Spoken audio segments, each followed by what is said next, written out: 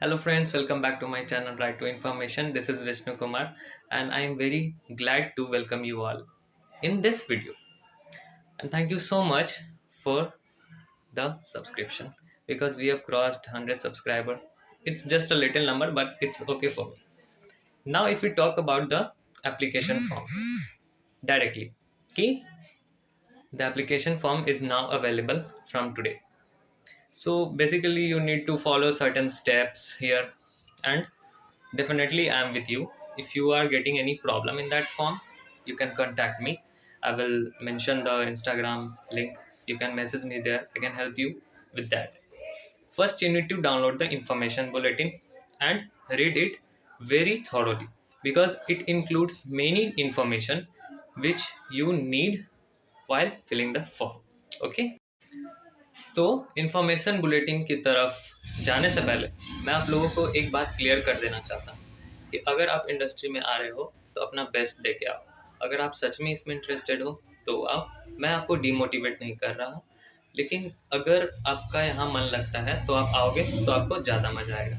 नहीं तो आप अपने हिसाब से अगर चीज़ों को हैंडल कर लेते हो तो भी आपको मज़ा आने लगेगा। ठीक है, तो बढ़ते हैं अपने इंफॉर्मेशन बुलेटिन की तरफ। बाद में मैं आपको बताऊंगा कि ये इंडस्ट्री क्या है क्या नहीं है, इसमें कैसे अच्छा कर सकते हैं और आपको प्रिपरेशन क्या क्या करना है एग्जाम के लिए। ठीक है, सो गाइज अभी तो मैं अपने घर पे हूँ, तो अगर आपको मेरे से जो भी हेल्प चाहिए होगा आप मुझे कांटेक्ट कर सकते हो इंस्टाग्राम पे। डेफिनेटली मैं उसका आंसर करूँगा।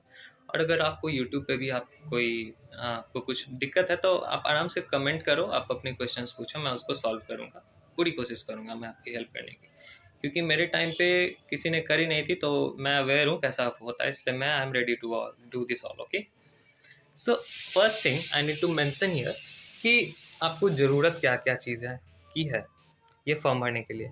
सबसे पहले तो आपको एक फ़ोटो चाहिए, आपका 10th का सर्टिफिकेट, आपका बर्थ सर्टिफिकेट।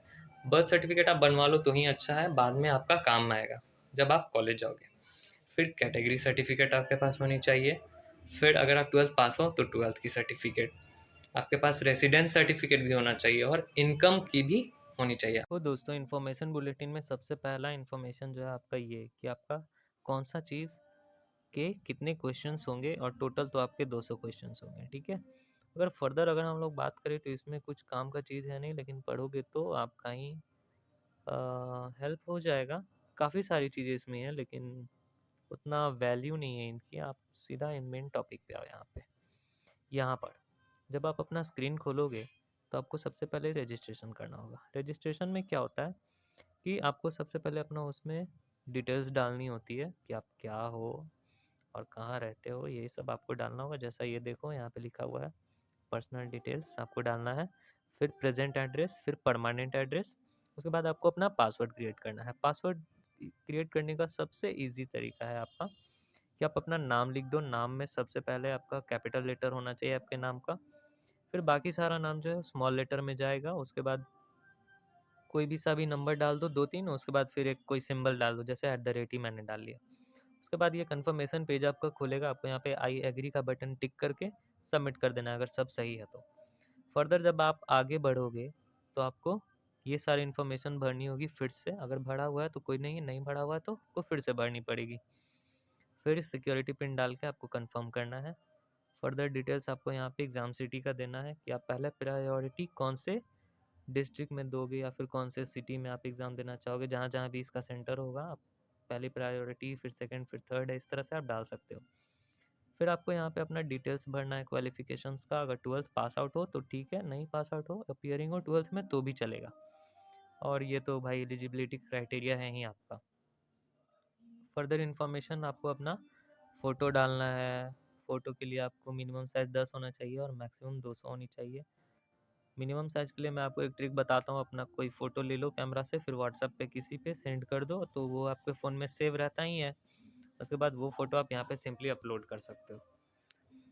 उसके बाद आपको यहाँ पे सबमिट कर देना है। फिर से आपको अपना कैटेगरी सर्टिफिकेट भी जमा करना होगा।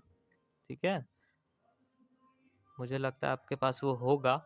वो होगा तो बहुत अच्छा बात है। मैंने अपने पहले वीडियो में आपको पहले इन्फॉर्म कर दिया था कि कैटेगरी सर्टिफिकेट होनी चाहिए आपके पास। ये बहुत ज़रूरी होती है, नहीं तो आप फंस जाओगे फिर। फर्दर ये कंफर्मेशन पेज आपका खुलेगा, जहाँ पे आपको अपना डिटेल सारा चेक कर लेना है, मैंने सही भरा है कि नहीं। ये सारे टिक मार्क जो है वो सबसे नेसेसरी है, आपको फिर से ये सब चीज़ें ज़रूर चेक करें। चेक कर लेने के बाद यहाँ एग्री करके आपको सबमिट करना है। फिर फर्दर आपको जो है फ़ी पेमेंट करना है, जो कि आपका ऑनलाइन होगा। ऑनलाइन में आपको डिटेल्स भर के पेमेंट करना है, ज़्यादा कोई दिक्कत नहीं होगी। उसके बाद ये आ जाएगा आपका रजिस्ट्रेशन फॉर्म कुछ इस प्रकार का, आपको यहाँ से डाउनलोड कर लेना है, ठीक है। डाउनलोड करने के बाद आपको उसको रख लेना है शांति से। जब आपका एडमिट कार्ड आएगा, जब उसमें सेंटर आएगा एग्जामिनेशन का, तब आपको एग्ज़ाम हॉल पे जाना है, जो कि कंप्यूटर टेस्ट होगा। और यहाँ पे भी कंप्यूटर बेस्ड टेस्ट का काफ़ी सारा इन्फॉर्मेशन है, कैसे देना है, क्या देना है। आपका 200 क्वेश्चन जो आते हैं, उसमें कुछ ये 4-5 कलर को फॉलो किया जाता है।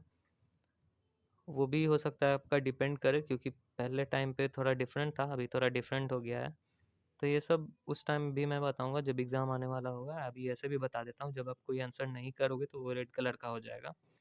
और अगर आपको कोई क्वेश्चन दोबारा रिव्यू करना है तो आप उसको ब्लू मार्क कर सकते हो।